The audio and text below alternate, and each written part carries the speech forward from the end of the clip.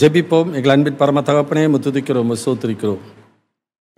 அனாதி காலம் முதல் எங்களை அன்பு வைத்து அனாதி சிநேகத்தினால் எங்களை சிநேகித்து காருண்யத்தினால் எடுத்துக்கொண்டவரே, ஆண்டவரே, எங்களை இரட்சிக்கவும் மீட்கவும் உம்மோடு கூட நித்தியத்திலே வாழ வைக்கவும் நித்திய மகிமைக்கு அழைத்த தெய்வமே, ஆண்டவரே, இந்த நாளிலும் நாங்கள் தியானிக்கிற வேதவசனங்கள் எங்கள் ஆன்மீக வாழ்க்கைக்கு பிரயோஜனமாயிருக்க, உம்மை அறிகிற அறிவிலே வளர, ஆண்டவர் புத்தியுள்ள கன்னிகளாய் உம்முடைய வருகைக்கு நாங்கள் ஆயத்தப்பட ஆண்டவரை உதவி செய்யும். தடையாக இருக்கிற அந்தகாரத்தின் சக்திகள் இயேசு நாமத்தில் அகன்று போகட்டும். ஆவியானவர் நீர் ஆட்கொண்டு நடத்தும். இயேசு கிறிஸ்து நாமத்தில் தாழ்மையோடு வேண்டி கேட்டுக்கொள்கிறோம் பரமபிதாவே, ஆமென்.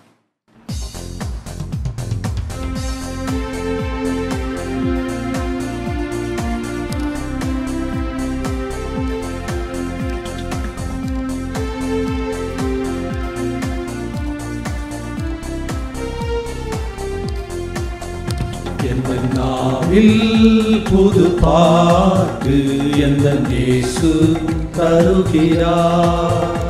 எந்த நாளில் புது பாட்டு எந்த இயேசு தருகிறார். ஆனந்தம் கொள்ளுவேன், அவரை நான் பாடுவேன் உயிருள்ள நாள் வரையில். அல்லேலூயா. ஆனந்தம் கொள்ளுவேன், அவரை நான் பாடுவேன் உயிருள்ள நாள் வரையில். எந்த நாவில் புது பாட்டு எந்த இயேசு தருகிறார். வாதை நோயும் வந்த போது வேண்டல் கேட்டிட்டார், பாதை காட்டி துன்பம் எல்லாம் நீக்கி மீட்டிட்டார். வாதை நோயும் வந்த போது வேண்டல் கேட்டிட்டார், பாதை காட்டி துன்பம் எல்லாம் நீக்கி மீட்டிட்டார். ஆனந்தம் கொள்ளுவேன், அவரை நான் பாடுவேன் உயிருள்ள நாள் வரையில். அல்லேலூயா. ஆனந்தம் கொள்ளுவேன், இயேசுவை நான் பாடுவேன் உயிருள்ள நாள் வரையில். புது பாட்டு எந்த இயேசு தருகிறார். சேற்றில் விழுந்த என்னை அவர் தூக்கி எடுத்தார், நாற்றமெல்லாம் ஜீவ ரத்தம் கொண்டு மாற்றினார். சேற்றில் விழுந்த என்னை அவர் தூக்கி எடுத்தார், நாற்றமெல்லாம் ஜீவ ரத்தம் கொண்டு மாற்றினார். ஆனந்தம் கொள்ளுவேன், அவரை நான் பாடுவேன் உயிருள்ள நாள் வரையில். அல்லேலூயா. ஆனந்தம் கொள்ளுவேன், இயேசுவை நான் பாடுவேன் உயிருள்ள நாள் வரையில். எந்த நாவில் புது பாட்டு எந்த இயேசு தருகிறார். தந்தை தாயும் நண்பர் உற்றார் யாவுமாயினார், நின்னை தாங்கி எங்கும் அவர் மேன்மை சொல்லுவேன். தந்தை தாயும் நண்பர் உற்றார் யாவுமாயினார், நின்னை தாங்கி எங்கும் அவர் மேன்மை சொல்லுவேன். ஆனந்தம் கொள்ளுவேன், அவரை நான் பாடுவேன் உயிருள்ள நாள் வரையில். அல்லேலூயா.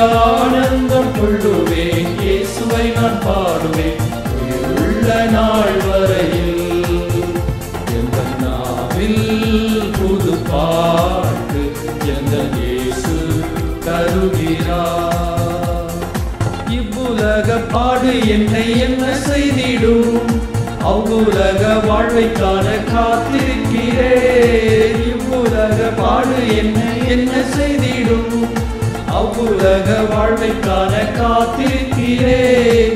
ஆனந்தம் கொள்ளுவேன், அவரை நான் பாடுவேன் உயிருள்ள நாள் வரையில். அல்லேலூயா. ஆனந்தம் கொள்ளுவேன், இயேசுவை நான் பாடுவேன் உயிருள்ள நாள் வரையில். எந்த நாவில் புது பாட்டு எந்த இயேசு தருகிறார். எந்த நாவில் புது பாட்டு எந்த இயேசு தருகிறார். இந்த நாளிலும் ஆண்டவருடைய 2வது வருகை குறித்த செய்திகளை வேதவசனத்தோடு கூட இன்றைக்கு தியானிக்க ஆவியானவர் நமக்கு உதவி செய்வாராக. இன்றைக்கு இந்த 2ஆம் வருகை குறித்து நூற்றுக்கணக்கான, ஏன் ஆயிரக்கணக்கான உபதேசத்தின் வித்தியாசங்களை நாம் எவ்வளவோ பார்க்கிறோம்.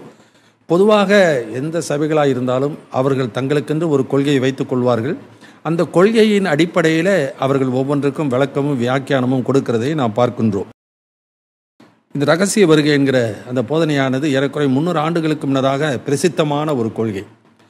அந்த பிரசித்தமான ஒரு கொள்கை 300 ஆண்டுகளாக அது கொஞ்சம் கொஞ்சமாய் அது வலிவி கொஞ்சம் கொஞ்சமாய் அது விருத்தி அடைந்து ஒவ்வொரு சபை மக்களும் ஒவ்வொரு விதமாக அதை வியாக்கியானம் செய்கிறதும் இன்றைக்கு இன்னும் அது அதிக ஆழம் என்று சொல்லி இன்னைக்கு அநேக மாறுபாடான காரியங்கள் இன்றைக்கு அறிவிக்கப்படுகிறதை நாம் பார்க்கின்றோம். எனவே ஆண்டவருடைய வேத வசனத்தில் என்ன சொல்லப்பட்டு இருக்கிறதோ அதை நாம் தியானிக்க வேண்டும். நாம் நம்புகிறதற்காக நம்புகிற கொள்கையை வேதவசனத்திலிருந்து எடுத்து ஆதாரம் காட்டக்கூடாது. வேதவசனத்தின் அடிப்படையில் தான் நம்முடைய விசுவாசம் இருக்க வேண்டும். விசுவாசம் கேள்வியினாலே வரும், கேள்வி தேவனுடைய வசனத்தினாலே வரும். ரோமர் 10:17 வாசிக்கிறோம். இன்றைக்கு மத்திய எழுதின சுவிசேஷம் 24ஆம் அதிகாரத்தில் நடந்த ஒரு சம்பவம். அந்த சம்பவத்தின் அடிப்படையில் அந்த சீஷர்கள் கேட்கிற கேள்வி, அதற்கு ஆண்டவர் சொல்கிற பதிலை தான் நான் பார்க்கிறோம். மத்திய 24ஆம் அதிகாரம் 3வது வசனத்தை வாசிப்போம். பின்பு அவர் ஒலிவமலையின் மேல் உட்கார்ந்திருக்கையில் சீஷர்கள் அவரிடத்தில் தனித்து வந்து, இவைகள் எப்பொழுது சம்பவிக்கும்? உம்முடைய வருகைக்கும் உலகத்தின் முடிவுக்கும் அடையாளம் என்ன? எங்களுக்கு சொல்ல வேண்டும் என்றார்கள். இயேசு அவர்களுக்கு பிரதியுத்தரமாக, இங்கு வாசிக்கும் பொழுது ஆண்டவராய் இயேசு கிறிஸ்து அந்த தேவாலயத்திலே தான் பலியாவதற்கு தேவாலயத்தில் வந்து போகிற அந்த நாட்களிலே இந்த தேவாலயம் பார்க்கிறீர்களே, அதில் சொல்லுகிறது லூக்கால வாசிக்கிறோம், சிறந்த காணிக்கைகளாலும் கற்களாலும் தேவாலயம் அலங்கரிக்கப்பட்டிருக்கிறதை அவருக்கு சீசர் விவரித்து காண்பிப்பது தான், நீங்கள் பார்க்கிற இந்த தேவாலயத்தில் ஒரு கல்லின் மேல் கல் இராதபடிக்கு இடிக்கப்பட்டு போகும் என்று சொல்லுகிறார். இது அவர்களுக்கு பெரிய ஆச்சரியமாக இருந்தது, எதிர்பாராத ஒரு காரியம். அவர் இதை பார்த்து புகழுவார்கள் என்று எண்ணிக்கொண்டிருந்தார்கள். ஆனால் அவர் சொன்ன காரியம், இவைகள் எப்பொழுது சம்பவிக்கும் என்று சீஷர்கள் கேட்கிற கேள்விக்கு தான் ஆண்டவர் பதில் சொல்கிறார். 3 கேள்வியிலே அவர்கள் கேட்கிறார். இவைகள் எப்பொழுது சம்பவிக்கும், அதாவது இந்த தேவாலயம் இடிக்கப்பட்டு போவது என்பது எப்பொழுது சம்பவிக்கும். 2வது அவர்கள் கேட்கிற கேள்வி, ஆண்டவரே இந்த உம்முடைய வருகைக்கு அடையாளம் என்ன என்று அவர்கள் கேட்கிறார்கள். 3வது இந்த யுகத்துக்கு முடிவு எப்பொழுது நிறைவேறும் என்று. இந்த 3 கேள்விகள் அவர்கள் கேட்கிறார்கள். இந்த 3 கேள்விகளுக்கு தான் சுருக்கமாக ஆண்டவர் முதல் 24ஆம் அதிகாரத்தில் முதல் 14 வசனத்தில் அவர் சொல்லுகிறதை நான் பார்க்கிறோம். அதன் பின்னதாக அவர் விவரமாக அந்த 24ஆம் அதிகாரம் 25ஆம் அதிகாரத்தில் அவர் சொல்லுகிறதை பார்க்கிறோம். எனவே இந்த மத்தேயுல மாத்திரம் பார்த்தீங்கன்னா 24, 25 இது 2 அதிகாரத்தையும் நாம் முழுமையாக படிக்க வேண்டியது அவசியம். அங்கங்கு ஒவ்வொரு வசனத்தை எடுத்துக்கொண்டு நம்முடைய கொள்கையை நிலைநிறுத்த முயற்சிக்கக்கூடாது. அதில் என்ன கூறப்பட்டிருக்கிறதோ அதை நாம் கவனித்து அதை நம்முடைய வாழ்க்கையில் நாம் ஏற்றுக்கொள்ள வேண்டியது அவசியம். நாம் ரட்சிக்கப்படுவதற்கு முன்னதாக நாம் வெவ்வேறு நம்பிக்கை உள்ளவர்களாய் வெவ்வேறு கொள்கையுடையவர்களாக ஒரு காலத்தில் இருந்தோம். ஆனால் என்றைக்கு வேதவசனத்தை எடுத்து காட்டினார்களோ அன்றைக்கு நாம் அதுவரைக்கும் இருந்த பாரம்பரிய நம்பிக்கையோ அல்லது நாம் நம்பிக்கொண்டிருந்த ஒரு காரியமோ அது தவறென்று உணர்த்தப்பட்ட உடனே நாம் அதை மாற்றிக்கொள்கிறோம். ஆனால் இந்த நாட்களிலே அவர்கள் தங்களுடைய கொள்கையை சரியானதா என்று சீர்தூக்கி பார்க்கக்கூட விருப்பமில்லாத ஒரு காலத்திலே நாம் இருந்து கொண்டிருக்கிறோம். ஆனால் கர்த்தருடைய வேதவசனத்தில் இப்படி இருக்கதா என்று யார் ஒப்பிட்டு பார்க்கிறானோ அவன் நிச்சயமாக ஆண்டோட விரைவைக்கு பாத்திரமுள்ளவனாய் அவன் இருப்பான். எனவே இந்த 3 கேள்விகளுக்கும் சொல்லும் பொழுது ஆண்டவருடைய வருகை குறித்து 2 விதமான கருத்துக்கள், ரகசிய வருகை, பகிரங்க வருகை என்று சொல்லப்படுகிற கருத்துக்கள் இன்றைக்கு அதிகமாக இன்றைக்கு நடைபெறுகிறதை பார்க்கிறோம். அது இன்னும் உபத்திரவ காலத்துக்கு முன்னதாக சபை போய்விடும், உபத்திரவ காலத்தின் மத்தியிலே சபை போகும், உபத்திரவ காலம் முடிந்த பின்னதாக வரும், 1000 வருட அரசாட்சிக்கு பின்னதாக வரும். இப்படி பலவிதமான கொள்கைகள் இருந்தாலும் இங்கே நமக்கு சொல்லப்பட்டிருக்கிற காரியங்களை நாம் கவனிக்க ஆவியான உதவி செய்வாராக. வருகை என்கிற வார்த்தை, இந்த வருகை என்கிற வார்த்தை பரௌசியா என்று சொல்லப்படுகிற வார்த்தை. அப்போகாலிப்ஸா சொல்லுவாங்க, எபிஃபானின்னு சொல்லுவாங்க, அவர் பரௌசியா என்று கிரேக்க பதங்கள் 3 பதங்கள். இந்த 3 பதங்களும் அதுக்கு வித்தியாசம் உண்டு. அப்போகாலிப்ஸ் என்று சொன்னால் திரை நீக்கப்படுகிறது சொல்லி அர்த்தம். எபிஃபானியா என்று தூரத்திலே தோன்றுகிற காரியம், அப்பியர்னு சொல்லுவாங்க, தூரத்திலே தோன்றுகிற ஒரு காரியம். பரௌசியா என்பது பாடிலி பிரசன்ஸ், அவருடைய எல்லாரும் பார்க்கிற வண்ணமாக வருகிற ஒரு வார்த்தை. இந்த வார்த்தை தான் இந்த 24ஆம் அதிகாரத்தில் அடிக்கடி வருகிற ஒரு வார்த்தை. அது எந்த வார்த்தைகள் என்று சொல்லும் பொழுது, முதலாவது 24:3 நான் வாசிக்கும் பொழுது, உம்முடைய வருகைக்கும் அடையாளம், உலகத்தினுடைய முடிவுக்கும் அடையாளம் என்ன? அங்கே வருகை என்று சொல்லப்படுகிற வார்த்தை பரௌசியா, அதாவது பாடிலி பிரசன்ஸ். அடுத்தது அதே 24ஆம் அதிகாரத்தில் 28வது வசனத்தில் வாசிக்கும் பொழுது, அப்படியே 27வது வசனம் இப்படி வாசிக்கிறோம், மின்னல் கிழக்கிலிருந்து தோன்றி மேற்கு வரைக்கும் பிரகாசிப்பிக்கிறது போல மனுஷகுமாரனுடைய வருகையும் இருக்கும். அங்கும் பரௌசியா தான், பாடிலி பிரசன்ஸ் தான் அங்கும் சொல்லப்பட்டிருக்கிறது. இதெல்லாம் நாம் இன்னொரு வசனத்தை வாசிக்கிறோம். அந்த மத்திய 24ஆம் அதிகாரத்தில் நாம் பார்க்கும் பொழுது, நோவாவின் நாட்களிலே எப்படி நடந்ததோ அப்படியே மனுஷகுமாரன் வரும் காலத்திலும் நடக்கும் என்று சொல்லி ஆண்டவராய் இயேசு கிறிஸ்து சொல்கிற அந்த இடத்திலும் பரௌசியா என்கிற வார்த்தை தான், கிரேக்க பதம் தான் கொடுக்கப்பட்டிருக்கிறது. எனவே அதே பதம் தான் 37வது வசனத்தில் கொடுக்கப்பட்டிருக்கிறது. 39வது வசனத்தில் கொடுக்கப்பட்டிருக்கிறது. எனவே இன்னும் அதிகமாய் பார்க்கும் பொழுது ஆண்டவருடைய பிரசன்னம் என்பது இன்றைக்கு வெளிப்படையாக வரப்போகிற ஒரு காரியம் தானே ஒழிய அது ரகசியமாக வரப்போகிற ஒரு காரியம் இல்லை. வருகை ரகசியமாக இருக்கும். ஆனால் ரகசிய வருகை என்பது பைபிளில் இல்லாத ஒரு வார்த்தை. இல்லாத ஒரு வார்த்தையை விளக்குவதற்காக அதுக்கு ஒரு வார்த்தை ராப்சர் அப்படின்னு சொல்லி, ராப்சர் என்றால் எடுத்துக்கொள்ளப்படுறது, காட்டப் என்று சொல்லுவாங்க, ஸ்நாச்சிங் அப்படி என்று சொல்லுவாங்க. ஆனால் அந்த லத்தீன் வார்த்தை எங்கே இருந்து வந்தது? ஏன் கிரேக்க வார்த்தை போதாதா? இல்லை ஆண்டவர் ஆவியான எழுதி கொடுத்த வார்த்தை அது நமக்கு விளக்க முடியவில்லையா? அல்லது நாம் நம்புகிற கொள்கையை விளக்குவதற்காக அந்த வார்த்தையை நாம் போடுகிறோமா? இதை நாம் கொஞ்சலாவது சிந்தித்து பார்க்க வேண்டியது மிக மிக அவசியம். சரி, மறுபடியும் கவனிப்போம். மத்தேயு 24ஆம் அதிகாரத்தில் 27வது வசனத்தை வாசிக்கலாம். மின்னல் கிழக்கிலிருந்து தோன்றி மேற்கு வரைக்கும் பிரகாசிக்கிறது போல மனுஷகுமாரனுடைய வருகையும் இருக்கும். இங்கே வாசிக்கும் பொழுது ஆண்டவருடைய வருகையானது எப்படி இருக்கும் என்று சொல்லி இந்த வார்த்தையை அவர் சொல்லுவதற்கு காரணம் என்ன என்றால், அங்கே 23வது வசனத்திலிருந்து இப்படி வாசிக்கிறோம். அப்பொழுது இதோ கிறிஸ்து இங்கே இருக்கிறார், அதோ அங்கே இருக்கிறார் என்று எவனாகிலும் சொன்னால் நம்பாதேயுங்கள். ஏனெனில் கள்ள கிறிஸ்துக்களும் கள்ள தீர்க்கதரிசிகளும் எழும்பி கூடுமானால் தெரிந்து கொள்ளப்பட்டவர்களையும் வஞ்சிக்கத்தக்கதாக பெரிய அடையாளங்களையும் அற்புதங்களையும் செய்வார்கள். இதோ முன்னதாக உங்களுக்கு அறிவித்திருக்கிறேன். ஆகையால் அதோ வனாந்தரத்தில் இருக்கிறார் என்று சொல்வார்களானால் புறப்படாதிருங்கள். இதோ அறை வீட்டிற்குள் இருக்கிறார் என்று சொல்வார்களானால் நம்பாதிருங்கள். மின்னல் கிழக்கிலிருந்து தோன்றி மேற்கு வரைக்கும் பிரகாசிக்கிறது போல மனுஷகுமாரனுடைய வருகையும் இருக்கும். இது பகிரங்க வருகையை தான் குறிக்கிறது ஒழிய இது ரகசிய வருகையை குறித்து அங்கு சொல்லப்படல. பரோசியா என்கிற கிரேக்க பதம் தான் கொடுக்கப்பட்ட பாடிலி பிரசன்ஸ். ரெண்டாவது அந்த வசனத்தில் நான் வாசிக்கும்போது தொடர்ந்து அந்த 24ஆம் அதிகாரம் 29லிருந்து 31 வசனம் வரைக்கும் வாசிக்கலாம். அந்நாட்களின் உபத்திரவம் முடிந்தவுடனே சூரியன் அந்தகாரப்படும், சந்திரன் ஒளியை கொடாதிருக்கும், நட்சத்திரங்கள் வானத்திலிருந்து விழும், வானத்தின் சத்துவங்கள் அசைக்கப்படும். அப்பொழுது மனுஷகுமாரனுடைய அடையாளம் வானத்தில் காணப்படும். அப்பொழுது மனுஷகுமாரன் வல்லமையோடும் மிகுந்த மகிமையோடும் வானத்தின் மேகங்கள் மேல் வருகிறதை பூமியிலுள்ள சகல கோத்திரத்தாரும் கண்டு புலம்புவார்கள். வலுவாய் தொனிக்கும் எக்கால சத்தத்தோடே அவர் தமது தூதர்களை அனுப்புவார். அவர்கள் அவரால் தெரிந்து கொள்ளப்பட்டவர்களை வானத்தின் ஒரு முனை முதற்கொண்டு மறுமுனை மட்டும் 4 திசைகளிலும் இருந்து கூட்டி சேர்ப்பார்கள். எனவே அந்த வசனத்தில் வாசிக்கும்போது 29வது வசனத்தில் வாசிக்கிறோம், அந்நாட்களில் உபத்திரவம் முடிந்த உடனே என்கிற வார்த்தையை நாம் கவனிக்க வேண்டியது அவசியம். உபத்திரவம் என்கிற வார்த்தை என்பது வேற, தேவனுடைய கோபாக்கினை என்பது வேற.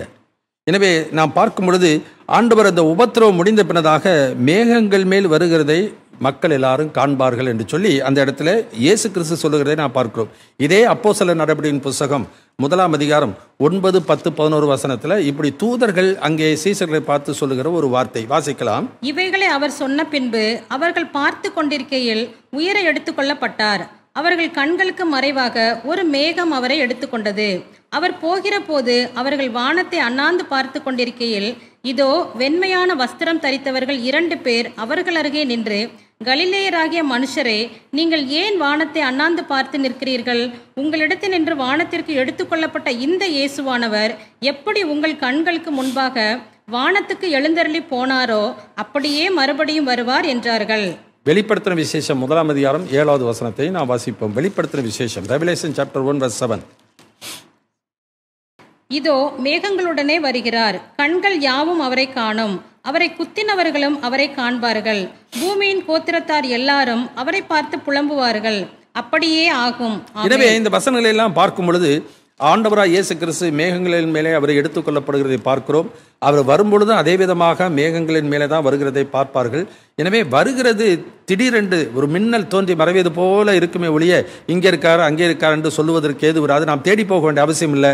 ஒரு சனப்பொழுதிலே ஒரு இமைப்பொழுதிலே ஆண்டவருடைய அந்த வருகையானது இருக்க போகிறது என்பதுதான் ஆண்டவர் அந்த இடத்துல மனுஷகுமாரன் வருகையும் இருக்கும் என்று சொல்லி அங்கு சொல்லுகிறதை நாம் பார்க்கின்றோம். அடுத்ததாக சொல்லுகிற ஒரு விளக்கம் மத்தேயு 24ஆம் அதிகாரத்தில் 32, 33 வசனத்தை அடுத்ததாக சொல்லுவார்கள்.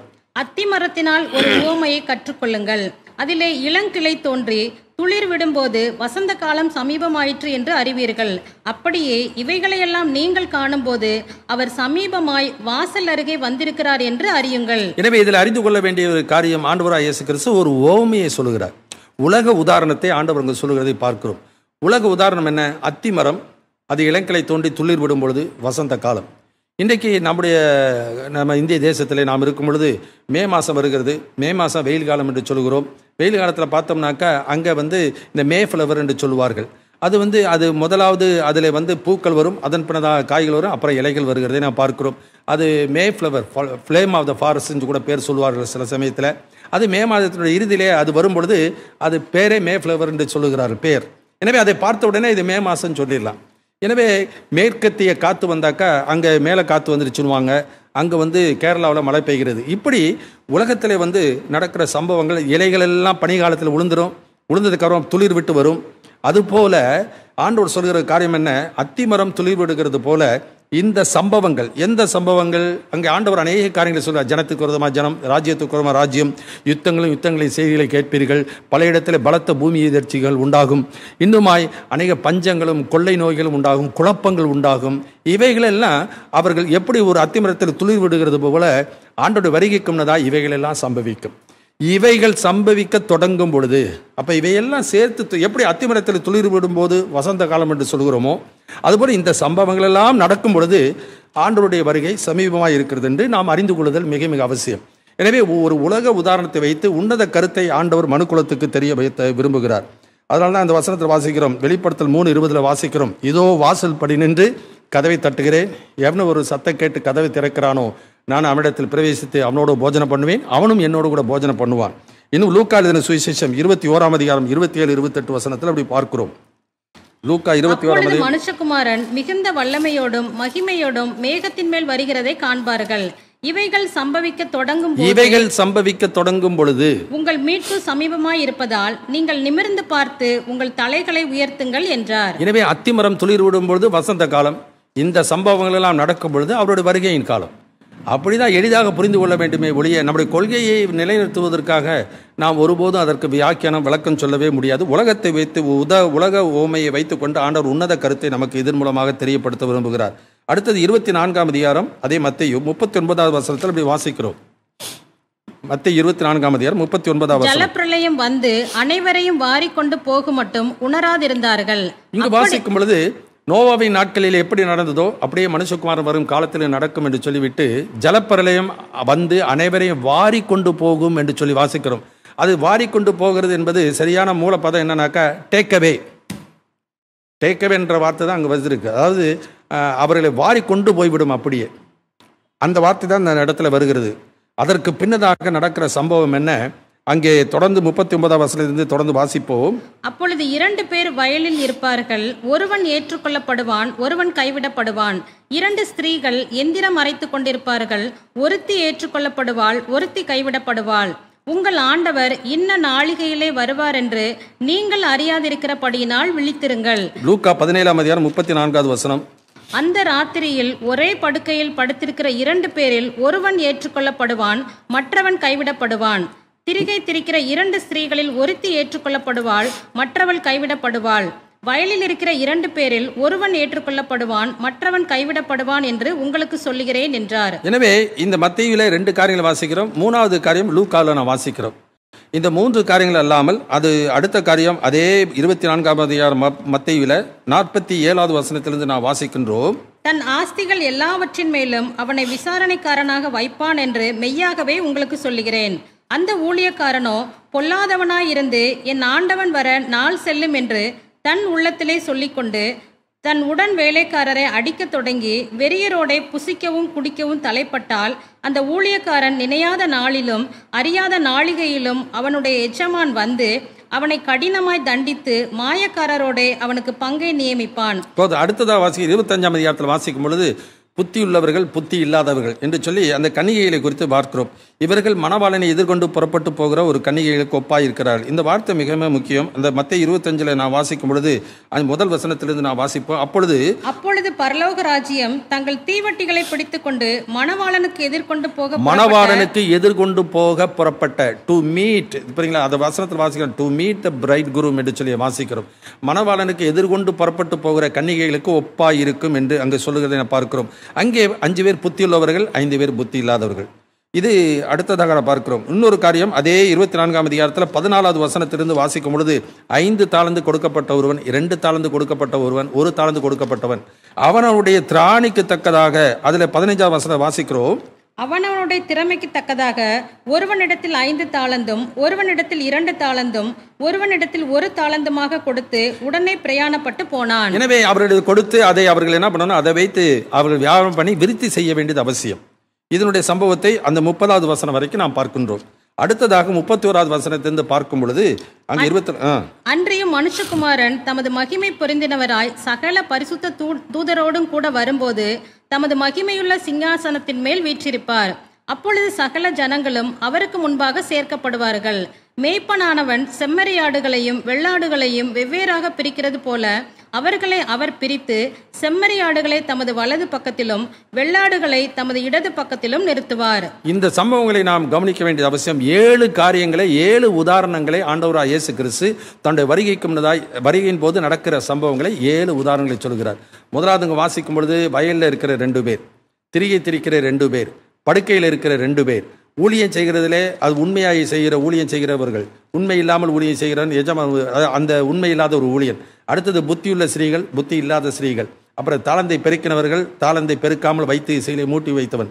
அடுத்தது வலது பக்கத்தில் இருக்க ஆசீர்வதிக்கப்பட்டவர்கள், இடது பக்கத்தில் சபிக்கப்பட்டவர். இதிலிருந்து நாம் என்ன கற்றுக்கொள்கிறோம்? இருக்கிற நபர்களிலே 2ஆக பிரிக்கிறதை நாம் பார்க்கிறோம். ஒரு பகுதியினர் ஏற்றுக்கொள்ளப்படுகிறார்கள், அங்கீகரிக்கப்படுகிறார்கள். ஒரு பகுதியினர் அவர்கள் புறக்கணிக்கப்படுகிறார்கள். இதற்கு சொல்லப்பட்டிருக்கிற வார்த்தை என்னன்னாக்கா, one will be taken to one side, தன்னிடமாய். அதனால தான் அந்த 25ஆம் அதிகாரத்தில் அவர் வலது பக்கத்தில் இருக்கிற ஆசீர்வதித்து பிதாவினால் ஆசீர்வதிக்கப்பட்டவர்களே வாருங்கள் என்று சொல்லி தன்னிடத்தில் கூட்டி சேர்த்துக்கிறதை பார்க்கிறோம். இதே பின்னணியில் தான் 24, 25 இந்த 7 உதாரணங்களை அங்கு சொல்கிறதை பார்க்கிறோம். ஒரு 3 காரியத்தை மட்டும் சொல்லிவிட்டு இன்றைக்கு என்ன பண்ணுறாங்க, ஒருவன் ஏற்றுக்கொள்ளப்படுவாங்க. எடுத்து டேக்கவேன்னு அந்த வார்த்தை வரவில்லை. One will be taken to one's side, others will be rejected. அதாவது ஒரு காரியத்தில் கத்திரிக்காய் தெரிஞ்சுக்கொள்ளலாம், எது நல்லா இருக்கோ அதை நம்ம தெரிஞ்சு வச்சுக்கிறோம், மற்றவங்களை ரிஜெக்ட் பண்ணுறோம். அதுபோல தான் ஆண்டவராய் இயேசு கிறிஸ்து அப்படி வருகைக்கு ஆயத்தமுள்ள புத்தியுள்ளவர்கள் யாரோ அவர்களை தன்னிடமாய் சேர்த்துக் கொள்கிறார். அடுத்தது அந்த மத்தேயு 25 அந்த மணவாளன் மணவாட்டி தானே, மணவாட்டி சபைக்காக தானே வருகிறார் என்று சொல்கிறார்கள். அந்த 25ஆம் அதிகாரத்தில் சொல்லப்பட்டிருக்கிற ஒரு காரியம் என்ன, இதோ நடுராத்திரி தூங்கி கொண்டிருக்கிறார்கள். அப்பொழுது அவர் நடுராத்திரியே மணவாட்டம் வருங்க. 6வது வசனத்தை வாசிக்கிறோம். நடுராத்திரியிலே இதோ மணவாளன் வருகிறார், அவருக்கு எதிர்கொண்டு போக புறப்படுங்கள் என்கிற சத்தம் உண்டாயிற்று. அப்ப எதிர்கொண்டு போக புறப்படுங்கள் என்று ஒரு சத்தம் உண்டாயிற்று. அப்பொழுது அந்த கன்னிகைகள் எல்லாரும் எழுந்திருந்து தங்கள் தீவட்டிகளை ஆயத்தப்படுத்தினார்கள். இப்ப மற்றவர்கள் புத்தி இல்லாத எண்ணெய் வாங்க போகும் பொழுது மணவாளன் வந்து விட்டார். மணவாளன் வந்து வாசிக்கும் போது 10வது வசனத்தை வாசிக்கலாம். அப்படியே அவர்கள் வாங்க போன போது மணவாளன் வந்து விட்டார். ஆயத்தமாய் இருந்தவர்கள் அவரோடே கூட கல்யாண வீட்டுக்குள் பிரவேசித்தார்கள். கதவும் அடைக்கப்பட்டது. பின்பு மற்ற கன்னிகைகளும் வந்து, ஆண்டவரே ஆண்டவரே எங்களுக்கு திறக்க வேண்டும் என்றார்கள். அதற்கு அவர், உங்களை அறியேன் என்று மெய்யாகவே உங்களுக்கு சொல்லுகிறேன் என்றார். எனவே உண்மையில் ஆயத்தமாய் இருக்கிறவர்கள் அவரோடு கூட மன அரவு வீட்டுக்குள்ளே பிரவேசிப்பார்களாம். அப்ப ஆண்டவர் நம்மை தேடிதான் அவர் வருகிறார் வெளியே நம்ம அழைத்து கொண்டு திரும்ப பரலோகத்து போல 7 வருஷம் திருமண விழா நடக்கும், 7 வருஷம் அங்கே நியாய தீர்ப்பு நடக்கும். இதெல்லாம் வேதத்தில் இல்லாத ஒரு காரியம். அந்த மாதிரி வேதத்தின் அடிப்படை எங்கேயுமே அங்கே இல்லை. எனவே இதிலிருந்து கற்றுக்கொள்கிற காரியம் என்ன, வெளிப்புறமாக தோற்றத்திலே ஒரே விதமாக இருந்தாலும் அந்த 2 ஆண்டவர் என்ன பண்ணுகிறார், அவர்களால் அங்கீகரிக்கப்படக்கூடியவர்கள், ஏற்றுக்கொள்ளக்கூடியவர்கள், தம்மிடமாய் சேர்த்து கொள்ளக்கூடியவர்கள் ஒருவரும் மற்ற கூட்டத்தினர் புறக்கணிக்கப்படுகிறதையும் இந்த 7 உதாரணங்களிலிருந்து நாம் கற்றுக்கொள்ள வேண்டியது மிக மிக அவசியம். எனவே அங்கே வாரிக்கொண்டு டேக்கவே என்று சொல்லப்படுகிறது. அங்கே வெள்ளம் அவர்களை வாரிக்கொண்டு போகிறது என்கிற வார்த்தையில தான் அது வரும். இது அப்படி இல்லை, தன்னோடு கூட சேர்த்துக் கொள்வார். அதனால தான் யோவான் 14ஆம் அதிகாரத்தில் ஆண்டவராய் இயேசு கிறிஸ்து 2வது வசனத்திலிருந்து சொல்லும் பொழுது என்ன சொல்கிறார், என் பிதாவின் வீட்டில் அநேக வாசஸ்தலங்கள் இருக்கிறது. என் பிதாவின் வீட்டில் அநேக வாசஸ்தலங்கள் உண்டு. அப்படி இல்லாதிருந்தால் நான் உங்களுக்கு சொல்லி இருப்பேன். ஒரு ஸ்தலத்தை உங்களுக்காக ஆயத்தம் பண்ண போகிறேன். நான் போய் உங்களுக்காக ஸ்தலத்தை ஆயத்தம் பண்ணின பின்பு நான் இருக்கிற இடத்திலே நீங்களும் இருக்கும். வார்த்தையை ரொம்ப நல்லா கவனிக்க. நான் இருக்கிற இடத்திலே நீங்கள் இருக்கும்படிக்கு நான் மறுபடியும் வந்து உங்களை என்னிடத்தில் சேர்த்துக் கொள்வேன், என்னோடு கூட சேர்த்துக் கொள்வேன் என்று சொல்கிறார். இதேதான் 1 தெசலோனிக்கே புத்தகத்தில் 4ஆம் அதிகாரத்தில் நான் பார்க்கிற ஒரு சம்பவம். இந்த வசனத்தை வாசிக்கலாம். 1 தெசலோனிக்கே 4:13 18 வசனம் வரைக்கும் வாசிப்போம். அன்றியும் சகோதரரே, நித்திரை அடைந்தவர்களின் நிமித்தம் நீங்கள் நம்பிக்கையற்றவர்களான மற்றவர்களைப் போல துக்கித்து அறிவில்லாதிருக்க எனக்கு மனதில்லை. இயேசுவானவர் மரித்து பின்பு எழுந்திருந்தார் என்று விசுவாசிக்கிறோமே.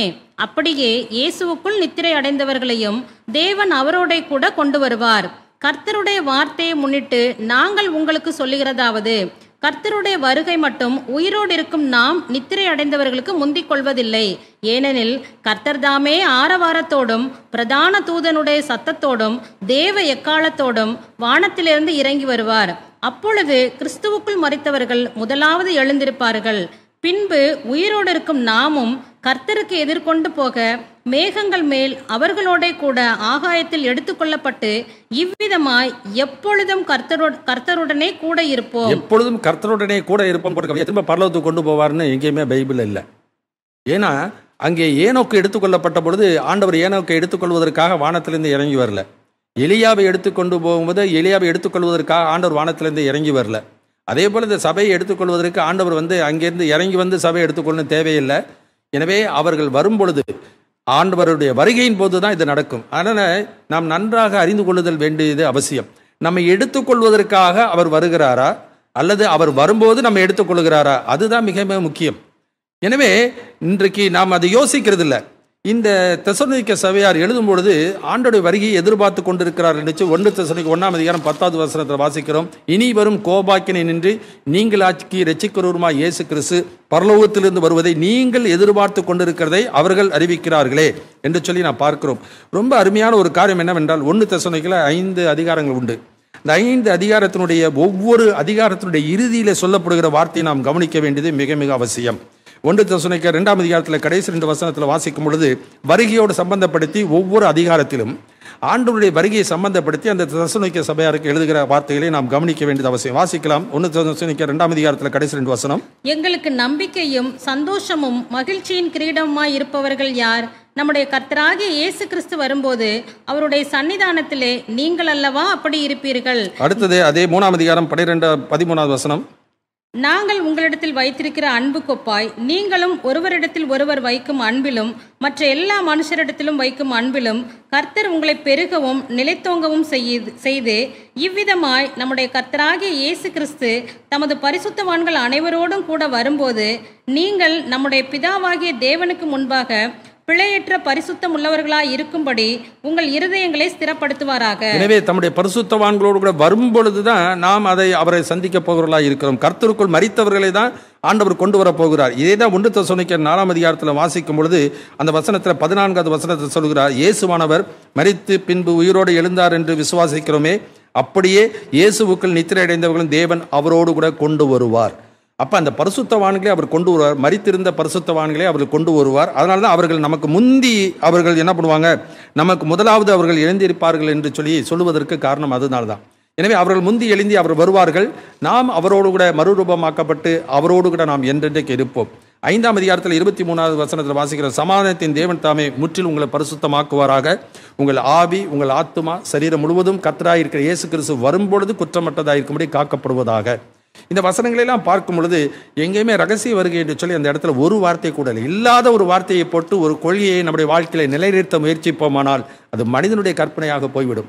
எனவே ஆண்டவர் சொல்லுகிறார், எப்படி இயேசு கிறிஸ்து வாழ்ந்த நாட்களில் பரிசெய்து சரி செய்து என்ன பண்ணினாங்க, மனிதனுடைய கற்பனைகளை உபதேசங்களாக போதித்தார்கள். எனவே தேவனுடைய கற்பனையை அவர்கள் அவமாக்கி விட்டார்கள். என் வேதத்தின் மகத்துவங்களை அவர்களுக்கு எழுதி கொடுத்தேன், அவர்களோ அதை அந்நிய காரியமாக எண்ணினார்கள். ஆனால் ஆண்டவர் அவர் வேதத்தை முக்கியத்துவப்படுத்தி அதை மகிமைப்படுத்துவார். 138 2வது வசனம் வாசிக்கிறார், அவர் தமது சகல பேர் பிரசாபத்தை பார்க்கலும் தமது வார்த்தையை மகிமைப்படுத்தி இருக்கிறார். ஏன்னா வார்த்தை தவறாயிருச்சுனாக்கா ஆண்டவர் தவறினவராக மாறிவிடும். ஆண்டவர் சொல்கிறார், வானமும் பூமி ஒளிந்து போனாலும் என் வார்த்தைகள் ஒளிந்து போவதில்லை என்று மத்திய 24 சொல்லுகிறதை நாம் பார்க்கிறோம். எனவே 3 காரியங்களை இங்கே வாசிக்கும் பொழுது கர்த்தர் தாமே ஆரவாரத்தோடு வருவார், பிரதானத்துடைய சத்தத்தோடு வருவார், தேவ எக்காலத்தோடு வானத்தில் இறங்குவார். இதே காரியம் தான் மத்திய 24 அதிகாரத்தில் நான் பார்க்கும் பொழுது நான் வாசிக்கிறோம். 24 அதிகாரம் மத்தியில 30-31. அப்பொழுது மனுஷகுமாரனுடைய அடையாளம் வானத்தில் காணப்படும். அப்பொழுது மனுஷகுமாரன் வல்லமையோடும் மிகுந்த மகிமையோடும் வானத்தின் மேகங்கள் மேல் வருகிறதை பூமியில் உள்ள சகல கோத்திரத்தாரும் கண்டு புலம்புவார்கள். வலுவாய் தொனிக்கும் எக்கால சத்தத்தோட அவர் தமது தூதர்களை அனுப்புவார். அவர்கள் அவரால் தெரிந்து கொள்ளப்பட்டவர்களை வானத்தின் ஒரு முனை முதற்கொண்டு மறுமுனை மட்டும் 4 திசைகளிலும் இருந்து கூட்டி சேர்ப்பார்கள். எனவே 1 தெசலோனிக்கேயர் 4 அதிகாரத்தில் ரகசிய வருகை என்று சொல்கிறார்கள். அந்த வார்த்தை அங்கு இல்லை.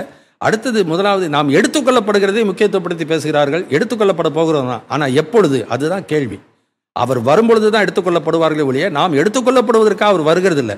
அப்படிப்பட்ட ஒரு விளக்கம் சொல்லுவோமானால் வேதத்தில் இல்லாத ஒரு காரியம். எனவே அது ஒரு பொய்யான ஒரு நம்பிக்கை ஒருவருக்கு கொடுத்துவிடும். இனி வரப்போகிற நாட்களிலே அது சம்பவிக்க போகிறதில்லை. எனவே இதை விசுவாசி நம்பிக்கொண்டு இருக்கிற மக்கள் உபத்திரவம் ஆரம்பித்த உடனே அவர்கள் என்ன சொல்லுவாங்க, இது எங்களுக்கு இப்படி சொல்லலே என்று சொல்லி அநேகர் விசுவாசத்தை விட்டு வலிவி போவார்கள். அதுதான் 2 தெசலோனிக்கேயர் 2ஆம் அதிகாரத்தில் அங்கே பவுல் பக்தன் எச்சரிப்பாய் சொல்லுகிற ஒரு காரியம்.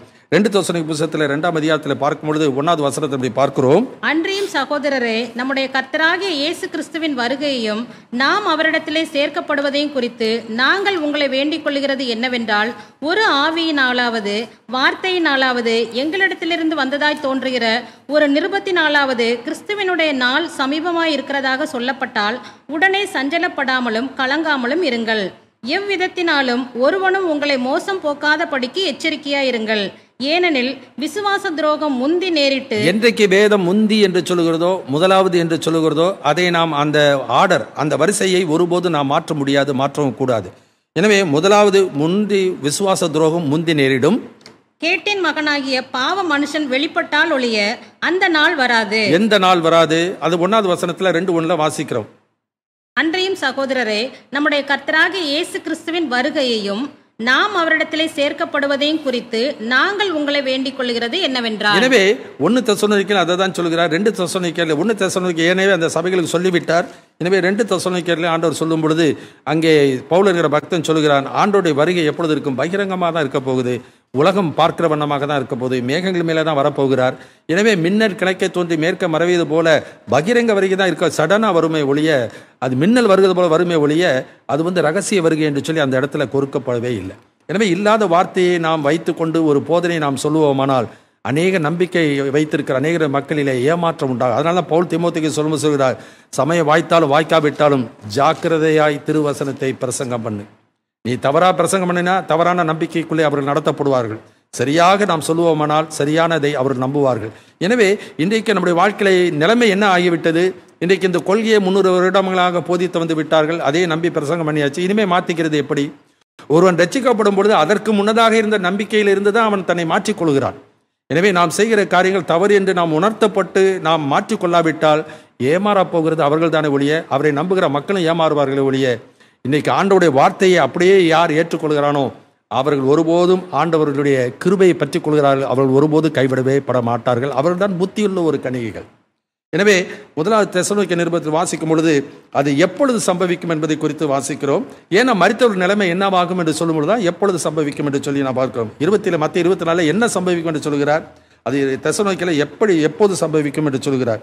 இன்னும் ஒரு முக்கியமான ஒரு காரியம், ரகசிய வருகை என்பதற்கு அவர்கள் எடுக்கிற ஒரு வசனம் 1 கொரிந்தியர் புத்தகம் 15ஆம் அதிகாரம் 51வது வசனத்தில் வாசிக்கலாம். இதோ ஒரு ரகசியத்தை உங்களுக்கு அறிவிக்கிறேன், நாம் எல்லாரும் நித்திரை அடைவதில்லை, ஆகிலும் கடைசி எக்காலம் தொனிக்கும் போது ஒரு நிமிஷத்திலே ஒரு இமைப்பொழுதிலே நாம் எல்லோரும் மறுரூபமாக்கப்படுவோம். உடனே இந்த ரகசியம்ன்றதுக்காக அந்த ஒரு வார்த்தை எடுத்துக்கிறாங்க. இதோ ரகசியத்தை உங்களுக்கு சொல்கிறேன். ரகசியத்தை தான் சொல்றாரு வழியா, ரகசிய வருகை பற்றி அங்கே சொல்லல. ஏன்னா அவர் வரும்பொழுது என்ன சம்பவிக்கும் என்பது தான் இங்கே சொல்லப்படுகிற ஒரு வார்த்தை. ஏன்னா 1 கொரிந்தியர் 15ஆம் அதிகாரம் முழுவதுமே உயிர்த்தெழுதலை அடிப்படையாக வைத்து சொல்லப்படுகிற ஒரு போதனையாய் நான் பார்க்கிறோம். 15ஆம் அதிகாரம் முழுவதும் அதுதான் இருக்கிறது. எனவே எப்படி 1 தெசலோனிக்கேயரில் மரித்தோர் நிலைமை என்னவா இருக்கும்போது அங்கே சொன்னாரோ அதுபோல உயிர்த்தெழுதலை குறித்து அங்கே சொல்லும் பொழுது அங்கே சொல்லுகிறார், உயிர்த்தெழு எப்படி ஒரு விதையானது விதைக்கப்பட்டு வேறொரு மேனியை ஆண்டவர் கொடுக்கிறாரோ அதுபோல தான் கர்த்தருக்குள் நித்திரை ஆண்டவர் உயிரோடு கொண்டு வருவார். ஏன்னா உயிர்த்தெழுதல் என்பதுதான் கிறிஸ்தவத்தில் மிக மிக முக்கியமான ஒரு காரியம். அதான் 1 கொரிந்தியர் 15:14 வாசிக்கும் பொழுது, கிறிஸ்து உயிர்த்தெழாவிட்டால் என்னுடைய பிரசங்கம் விருதா, உங்களுடைய விசுவாசமும் விருதா. 1 கொரிந்தியர் 15:19 சொல்கிறார், அங்க வசனம், இம்மைக்காக மாத்திரம் கிறிஸ்து இயேசுவின் மேலே நம்பிக்கை உள்ளவர்களாக இருந்தால் மற்ற எல்லாரை காட்டிலும் பரிதபிக்கப்படத்தக்கவர்களாக இருப்போம். எனவே இந்த 1 கொரிந்தியர் 15 அவர் சொல்லுகிற காரியம் ரகசியம் என்று சொல்கிறாரு. அதற்கு முன்னதாக 1 கொரிந்தியர் 15 20 23 வசனம் வரைக்கும் வாசிக்க நாம் கேட்போம். கிறிஸ்துவோ மரித்தோரிலிருந்து எழுந்து நித்திரை அடைந்தவர்களில் முதற் பலனானார். மனுஷனால் மரணம் உண்டானபடியால் மனுஷனால் மரித்தோரின் உயிர்த்தெழுதலும் உண்டாயிற்று. ஆதாமுக்குள் எல்லோரும் மரிக்கிறது போல கிறிஸ்துவுக்குள் எல்லோரும் உயிர்ப்பிக்கப்படுவார்கள். அவன் தன் வரிசையிலே உயிர்ப்பிக்கப்படுவான். முதற் பலனானவர் கிறிஸ்து, பின்பு அவர் வருகையில் அவருடையவர்கள் உயிர்ப்பிக்கப்படுவார்கள். இந்த வசனத்தில் வாசிக்கும் பொழுது அவர் வருகையில் என்று சொல்கிற இடத்துல பரவுசியா தான், பாடிலி பிரசன்ஸ் அங்கே போட்டப்பட்டு இருக்கிற மூலபதத்தினுடைய அர்த்தம் அதுதான். எனவே இன்றைக்கு இந்த உலகத்தில் யாரெல்லாம் பிறந்து வாழ்ந்து மரிக்கிறார்களோ அவ்வளவு பேரையும் ஆண்டவர் உயிரோடு கூட எழுப்ப போகிறார். அது யோவான் 5ஆம் அதிகாரத்தில் 28வது வசனத்தில் ஆண்டவராகிய இயேசு கிறிஸ்து கூறியதை பாரு, பிரேத குழியில் உள்ள அனைவரும் அவருடைய சத்தத்தை கேட்கும் காலம் வரும். அப்போ யாரை கர்த்தர் வந்து என்ன பண்ண போகிறார்? எழுப்பும் பொழுது ஆண்டவருக்கு என்ன சம்பவிக்க போகிறது இவர் வந்து ஆண்டவருக்கு தெரியும். ஆனால் பரிசுத்த ஆவியானவர் என்ன அதை சொல்லணும்னு சொன்னார், அதை மட்டும் தான் அவர் சொன்னார். பேதுருவுக்கு என்ன பரிசுத்த ஆவியானவர் சொன்னாரோ அதை தான் அவரும் சொன்னார். பவுலுக்கு என்ன ஆண்டவர் வெளிப்படுத்தினாரோ அதை தான் அவரும் சொல்லுகிறார். வெளிப்படுத்தின விசேஷத்தில் யோவானுக்கு ஆண்டவர் என்ன வெளிப்படுத்துகிறாரோ அதை தான் அவர் சொல்லுகிறார்கள். எனவே ஒன்றை வைத்துக்கொண்டு ஒருபோதும் தீர்மானம் பண்ணக்கூடாது.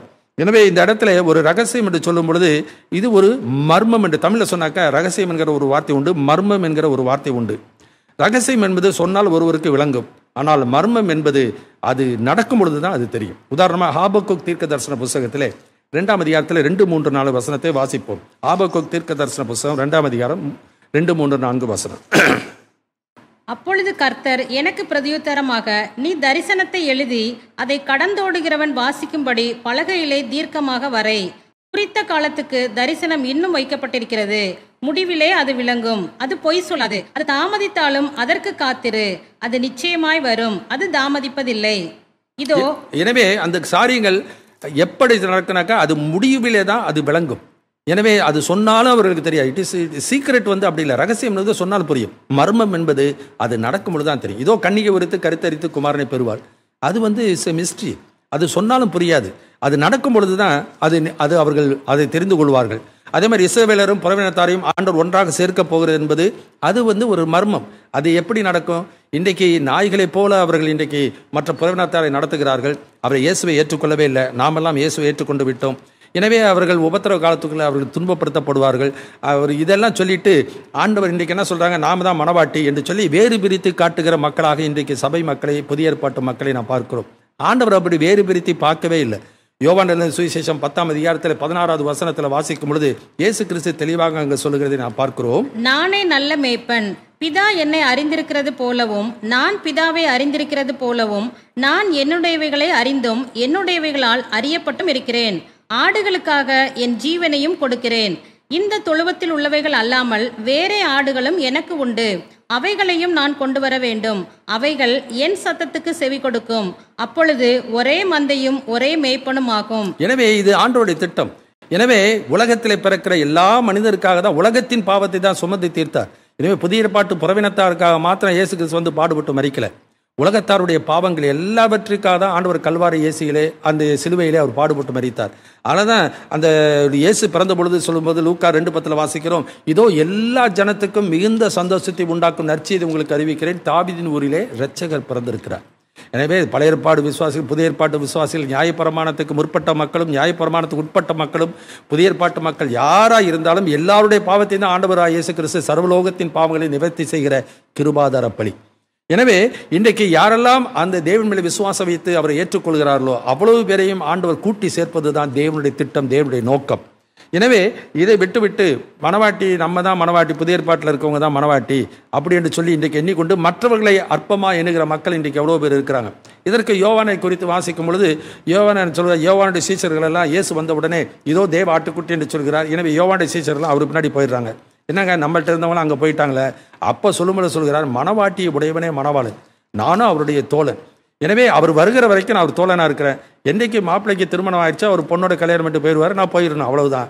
இந்த உதாரணத்தை என்ன பண்ணுறாங்க, தவறாக புரிந்து கொண்டு பழைய ஏற்பாட்டு மக்கள் எல்லாரும் அவர்களெல்லாம் தோழர்கள், புதிய ஏற்பாட்டு மக்கள் மட்டும்தான் விசுவாசிகள். இன்னும் சொல்ல போனாக்கா இயேசு கிறிஸ்து பாடுபட்டு வந்ததுக்கு அப்புறம் தான் இன்றைக்கு ஏற்றுக்கொண்டவர்கள் தான் வந்து சபை, மனைவாட்டி சபை என்று சொல்கிறார்கள். ஆனால் வெளிப்படுத்துகிற விசேஷத்தில் 13ஆம் அதிகாரத்தில் நான் வாசிக்கும் பொழுது 8வது வசனத்தில் இப்படி வாசிக்கிறோம். வெளிப்படுத்துகிற விசேஷம் 13:8 இப்படி பார்க்கிறோம். உலக தோற்றம் முதல் அடிக்கப்பட்ட ஆட்டுக்குட்டியினுடைய ஜீவ புஸ்தகத்தில் பேர் எழுதப்பட்டிராத பூமியின் குடிகள் யாவரும் அதை வணங்குவார்கள். எனவே ஆண்டவருடைய பார்வையிலே அவர் உலக தோற்றம் முதலே அவர் அடிக்கப்பட்டவர், உலக தோற்றத்திற்கு முன்னதாக குறிக்கப்பட்டவர், உலக தோற்றம் முதல் அவருடைய பார்வையிலே நிழலாக அடிக்கப்பட்டவர். அதனால தான் ஆதாம் ஏவாளுக்கு அவர் என்ன பண்ணுகிறார், தோல் உடையை, ஒரு மிருகத்தை அடித்து தோல் உடையை அவர்களுக்கு கொடுத்துக்கிறார். ஏன்னா ரத்த சிந்து இல்லாமல் மன்னிப்பில்லை. பழைய ஏற்பாட்டு நியாயப்பிரமாணத்திலே நிழலாட்டமாக அவர் அநேக பலிகளை கொண்டு வருகிறார். இவைகள் எல்லாம் யார் ஆண்டவர் மேலே விசுவாசம் வைத்து பயபக்தியோடு கூட வாழ்கிறார்களோ அவர்களையும் இயேசுவை இரட்சகராக ஏற்றுக்கொண்டவர்களையும் ஆண்டவர் என்ன பண்ண கூட்டி சேர்க்கிற ஒரு காலம் அவருடைய வருகையிலே வரும்பொழுது. அதனால தான் ரோமருக்கு நிருபத்தில் நான் வாசிக்கும் பொழுது 3ஆம் அதிகாரத்தில் கடைசி 2 வசனத்தில் வாசிக்கிறோம். ரோமர் 3ஆம் அதிகாரம் கடைசி 2 வசனம். விருத்த சேதனம் உள்ளவர்களை தேவன் யூதர்களுக்கு மாத்திரமா தேவன் யூதருக்கு மாத்திரமா தேவன், புறஜாதிகளுக்கும் தேவன் அல்லவா? ஆம், புறஜாதிகளுக்கும் அவர் தேவன் தான். விருத்த சேதனம் உள்ளவர்களை விசுவாசத்தினாலும் விருத்த சேதனம் இல்லாதவர்களை விசுவாசத்தின் மூலமாயும் நீதிமான்களாக்குகிற தேவன் ஒருவரே. எனவே தேவன் யார் அவரை விசுவாசிக்கிறானோ அவனை தேவன் நீதிமானாக்குகிறார். தேவன் ஒருவனை நீதிமானாக்க இருக்கும் பொழுது அவன் நீதிமான் அல்ல என்று சொல்வதற்கு எந்த மனிதனுக்கும் உரிமையும் கிடையாது, அதிகாரமும் கிடையாது. எனவே ரட்சிப்பு கர்த்தருடையது. எனவே இன்றைக்கு ஆண்டவராகிய இயேசு கிறிஸ்து அவருடைய வருகையில் வரும்பொழுது கிறிஸ்துவுக்குள் மரித்தவர்கள், ஆண்டவரால் தெரிந்து கொள்ளப்பட்ட முதற் பலன்கள் ஆண்டவருடைய வருகையிலே எடுத்துக்கொள்ளப்படுவார்கள். அதில் தான் 1 கொரிந்தியரில் வாசிக்கும் பொழுது அதில் ரகசியம் என்று சொல்லும் பொழுது என்ன சொல்கிறார்? கடைசி எக்காலம் துடிக்கும் பொழுது உடனே கேள்வி கேட்டால் கடைசி எக்காலம் என்றால் எத்தனை எக்காலம் என்று சொல்வார்கள். எத்தனை எக்காலம்னா 7 எக்காலம்னுவாங்க. 7 எக்காலம் என்பது உபத்திரவ காலத்தில் நடக்க போகிற ஒரு காரியம். ஆனால் மணவாட்டி சபையை எடுத்துக்கொண்டு ரகசிய வருகையிலே உபத்திரவ காலத்துக்கு முன்னாக எடுத்துக்கொண்டு போவார்கள். ஒன்றுக்கொன்று முரண்பாடாக இருக்கிறதை நான் பார்க்க முடியும். வெளிப்படுத்தல் 10ஆம் அதிகாரத்தில் நான் வாசிக்கும் பொழுது 5-6 வசனத்தில் இப்படி பார்க்கிறோம். வெளிப்படுத்தல் 10ஆம் அதிகாரம் 5-6 வசனம். சமுத்திரத்தின் மேலும் பூமியின் மேலும் நிற்கிறதாக நான் கண்ட தூதன் தன் கையை வானத்திற்கு நேராக உயர்த்தி, இனி காலம் செல்லாது, ஆனாலும் தேவன் தம்முடைய ஊழியக்காரராகிய தீர்க்கதரிசிகளுக்கு சுவிசேஷமாய் அறிவித்தபடி 7ஆம் தூதனுடைய சத்தத்தின் நாட்களிலே அவன் எக்காலம் ஊதப் போகிற போது தேவ ரகசியம் நிறைவேறும் என்று வானத்தையும் அதில் உள்ளவைகளையும் பூமியையும் அதில் உள்ளவைகளையும் சமுத்திரத்தையும் அதில் உள்ளவைகளையும் சிருஷ்டித்தவரும் சதா காலங்களிலும் உயிரோடு இருக்கிறவருமானவர் மேல் ஆணையிட்டு சொன்னான். எனவே அந்த சதா கால உயிரோடு இருக்கிறவர் யார்? அங்கே 4ஆம் அதிகாரத்தில் நாம் பார்க்கும் பொழுது பிதாவாகிய தேவனை குறித்து பார்க்கிறோம். 1ஆம் அதிகாரம் 18ஆவது வசனத்தில் வாசிக்க, மரித்தேன் ஆனாலும் சதா காலங்களில் நான் உயிரோடு இருக்கிறேன் என்று இயேசு நேரடியாக சொல்லுகிறதை நாம் பார்க்கிறோம். எனவே ஆண்டவர் பிதாவாகிய தேவனை ஏற்றுக்கொள்வது மாத்திரமல்ல, இயேசுவை ஏற்றுக்கொண்ட எல்லாரும் ஒரே தேவனை தான் ஏற்றுக்கொள்கிறார். ரோமர் 8ஆம் அதிகாரம் 24வது வசனத்தை வாசிக்க, நானே அவரென்று நீங்கள் விசுவாசியாவிட்டால் உங்கள் பாவங்களிலே சாவீர்கள் என்று சொல்லி நாம் பார்க்கிறோம். ஏன்னா தேவன் ஒருவரே, தேவனுக்கும் மனிதனுக்கும் மத்தியஸ்தர் ஒருவரே. எனவே அந்த கர்த்தருக்குள் யாரெல்லாம் மரிக்கிறார்களோ அவர்கள் எல்லாரும் அவர்கள் ஆண்டுடைய வருகையிலே எடுத்துக்கொள்ளப்படுவார்கள். புதிய ஏற்பாட்டு சபை மக்கள் மாத்திரமல்ல, ஆபேலில் இருந்து, அதனால்தான் மேகம் போன்ற இத்தனை தரலான சாட்சிகள் நம்மை சூழ்ந்து கொண்டிருக்க, எனவே அவர்களெல்லாம் சாட்சிகளாய் இருக்கிறார்கள். எனவே அவர்களால் திருசாந்தமாக நமக்கு வைக்கப்பட்டிருக்கிற ஒரு மக்கள்.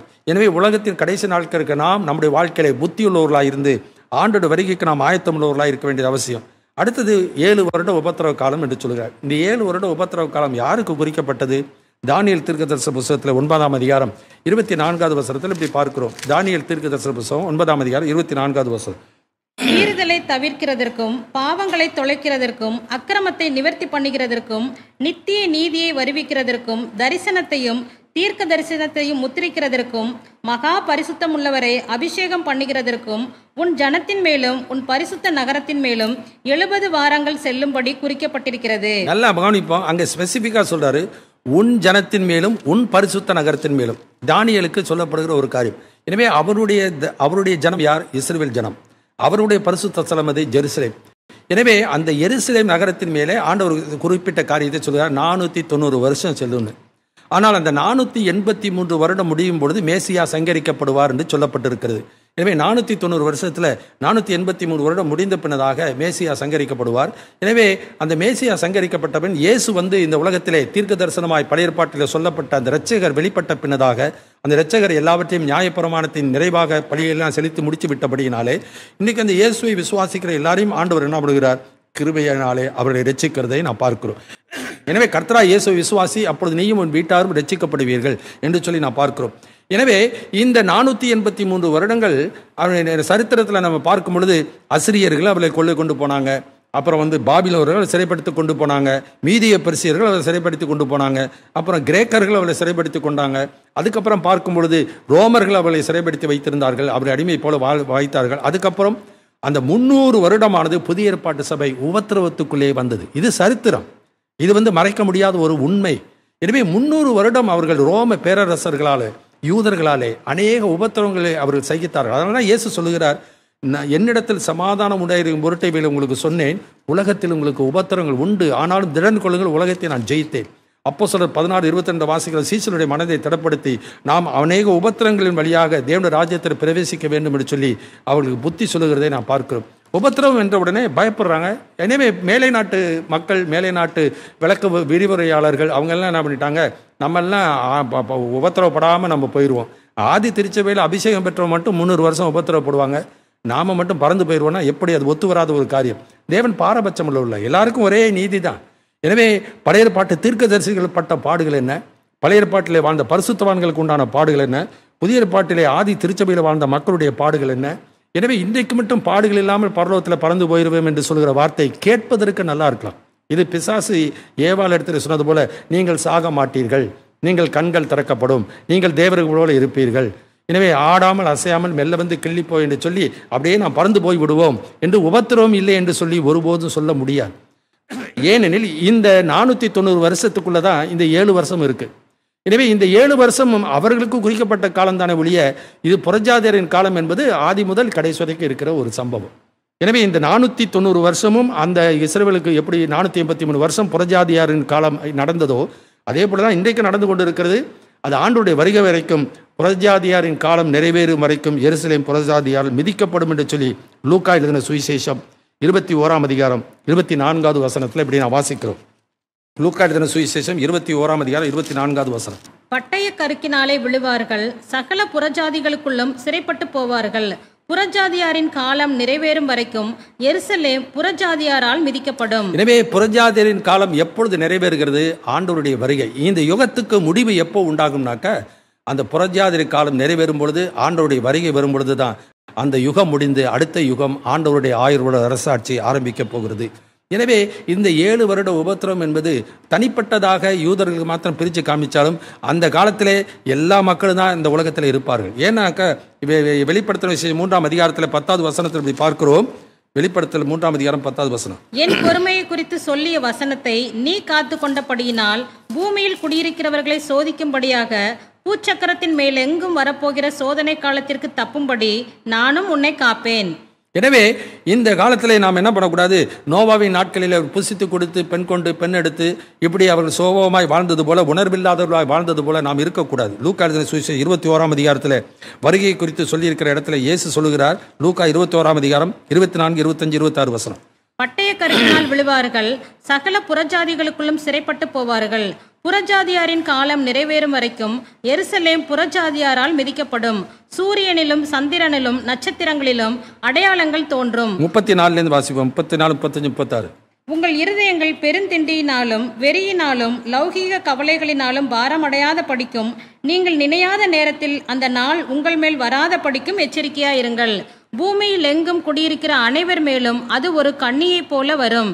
ஆகையால் இனி சம்பவிக்க போகிற இவைகளுக்கெல்லாம் நீங்கள் தப்பி மனுஷகுமாரனுக்கு முன்பாக நிற்க பாத்திரவான்களாய் எண்ணப்படுவதற்கு எப்பொழுதும் ஜெபம் பண்ணி விழித்திருங்கள் என்றார். எனவே விழித்திருக்கிறவர்களாய் ஜெபம் பண்ணி விழித்திருக்கிறவர்களாய் காணப்பட வேண்டும் என்று எச்சரிப்பாய் சொல்கிறார். அதனால இவைகள் சம்பவிக்க தொடங்கும் பொழுது உங்கள் மீட்பு சம்பவமாய் இருப்பதால் நீங்கள் நிமிர்ந்து பார்த்து உங்கள் தலைகளை உயர்த்துங்கள் என்று ஆண்டவர் அந்த லூக்கா 21, 28 சொல்லுகிறதை நாம் பார்க்கிறோம். எனவே புறஜாதியரின் காலம் எப்பொழுது நிறைவேறும்? ஆண்டவர் வரும்போது நிறைவேறும். நோவாவை குறித்து வாசிக்கிறோம். அவன் தற்காலத்திலே காணாதவைகளை குறித்து தேவ எச்சரிப்பை பெற்று பயபக்தி உள்ளவனாய் இருந்து தன் வீட்டாரை ரட்சிப்பதற்கு பேழையை ஆயத்தம் பண்ணினான். எனவே அசைவில்லாத ராஜ்யத்தை பெறுவர்களாகிய நாம் பயத்தோடு பக்தியோடு கர்த்தருக்கு பிரியமான ஆராதனை செய்யும்படிக்கு, ஊழியம் செய்யும்படிக்கு, சேவை செய்யும்படிக்கு, பணிவிடை செய்யும்படிக்கு, தொண்டு செய்யும்படிக்கு கிருபையை நாம் பற்றிக்கொள்ள வேண்டியது அவசியம். எனவே நான் பக்தி உள்ளவனாக இருந்து விட்டால் கிருபை அல்ல, விரும்புகிறனாலும் அல்ல, ஓடுகிறனாலும் அல்ல, இறங்குகிற தேவனாலே ஆகும். எனவே எவன் மேல் இரக்கமாயிருக்க கிருபை சித்தமாயிருக்கிறார் அவன் மேல் இரக்கமாயிருக்கிறார், எவன் மேல் கிருபையாயிருக்க சித்தமாயிருக்கிறார் அவன் மேல் கிருபையாயிருக்கிறார். எனவே இன்றைக்கு நம்முடைய வாழ்க்கையிலே இந்த 2வது வருகை குறித்து நாம் பார்க்கும் பொழுது ரகசிய வருகை என்கிற வார்த்தை வேதத்தில் இல்லாத ஒரு காரியம். ஆண்டோடைய வருகை என்று தான் இருக்கிறது. பேதுரு புத்தகம் 1ஆம் அதிகாரத்தில் வாசிக்கிறோம். கடைசி காலத்திலே வெளிப்பட ஆயத்தமாக இருக்கிற ரட்சிப்புக்கு ஏதுவாக தேவனுடைய பலத்தினாலே காக்கப்பட்டிருக்கிற உங்களுக்கு அந்த சுதந்திரம் பரலோகத்தில் வைக்கப்பட்டிருக்கிறது என்று சொல்லி நான் பார்க்கிறோம். எனவே இவ்வளவு வசனங்களிலே எங்கேயுமே ரகசியம் என்கிற வார்த்தை கொடுக்கப்படவே இல்லை. எனவே ஆண்டவர் இந்த உலகத்தில் வந்தது மனுக்குலத்தை மீட்பதற்காக. எனவே யாரெல்லாம் அவரை ஏற்றுக்கொண்டார்களோ அவர்கள் எல்லாரும் தம்முடத்திலே அவர் சேர்த்துக் கொள்கிறார். எனவே மத்திய 24ஆம் அதிகாரம் 25ஆம் அதிகாரத்தில் 7 உதாரணங்களை அங்கு சொல்லுகிறார். இந்த 7 உதாரணங்களுடைய நாம் கண்டுகொள்கிற காரியம் என்ன? வெளி தோற்றத்திலே அவர்கள் ஒரே தோற்றமுடையவர்களாக இருந்தாலும் தோற்றத்தின்படி நாம் தீர்ப்பு செய்யக்கூடாது. இயேசு சொல்கிறார், நான் தீர்ப்பு செய்தால் என் தீர்ப்பு சத்தியத்தின்படி இருக்கும். ஒரு கூட்டத்தார் அவரோடு சேர்த்துக் கொள்ளப்படுகிறார்கள், ஒரு கூட்டத்தார் புறக்கணிக்கப்படுகிறார்கள். அந்த 7 சம்பவத்தில் அதை தான் பார்க்கிறோம். எனவே ஆண்டோடைய வருகை என்பது அது திடீரென்று சொல்லி வரும். திருடனை வருகிறது போல இருக்குமே ஒழிய அவர் ரகசியமாக வந்துவிட்டு போவார், திரும்ப 7 வருஷம் கழித்து வருவார் என்பது வேதத்தில் இல்லாத ஒரு காரியம். எனவே இன்றைக்கு இந்த வேத பகுதியிலே நாம் நன்றாக வாசித்து தியானித்து நம்முடைய கொள்கை எதுவாக இருந்தாலும் நாம் ரட்சிக்கப்படுவதற்குதாய் என்ன ஏதோ ஒரு நம்பிக்கையில் ஏதோ ஒரு கொள்கையில் நாம் இருந்தோம். அன்றைக்கு வேதத்தை நாம் வாசித்தோம், அன்றைக்கு வேதத்தின் வசனத்தை நாம் ஏற்றுக்கொண்டோம், நம்முடைய வாழ்க்கையிலே ஒரு மனமாற்றம் உண்டாயிற்று. அதுபோல இன்றைக்கு நாம் எந்த நம்பிக்கை இருந்தாலும் சரி, இன்றைக்கு வேதத்தை வாசிப்போம். ஆண்டவர் என் நாடுகள் என் சத்தத்துக்கு செவி கொடுக்கின்றன, நான் அவைகளை அறிந்திருக்கிறேன், அவைகள் எனக்கு பின் செல்லுகின்றன என்று சொல்கிறது போல இன்றைக்கு அவருடைய வார்த்தை என்ன சொல்கிறதோ அந்த வார்த்தைகளை நாம் விசுவாசிப்போமானால் அதை ஏற்றுக்கொள்வோம், அவருக்கு பின் சொல்வோம். உபத்திரவம் என்பது இன்றைக்கு நம்முடைய வாழ்க்கையில் சரீர பிரகாரம் உபத்திரம் என்பது வேற. இன்றைக்கு பவுல் அப்போஸ்தலர்கள் எல்லாம் படாத உபத்திரவமா, அதெல்லாம் நம்முடைய வாழ்க்கையிலே நாம் ஒருபோதும் எண்ணி இவைகளுக்கு தப்பித்துக் கொள்வோம் என்று நற்செய்தி சொல்வது போல சொல்லி நாம் ஏமாந்து விடவே கூடாது. ஆண்டவருடைய கோபாக்கினைக்கு கர்த்தர் தம்முடைய ஜனத்தை தப்புவிப்பார். தேவனுடைய கோபம் ஒருபோதும் தேவனுடைய ஜனங்கள் மேல் வரப்போவதில்லை.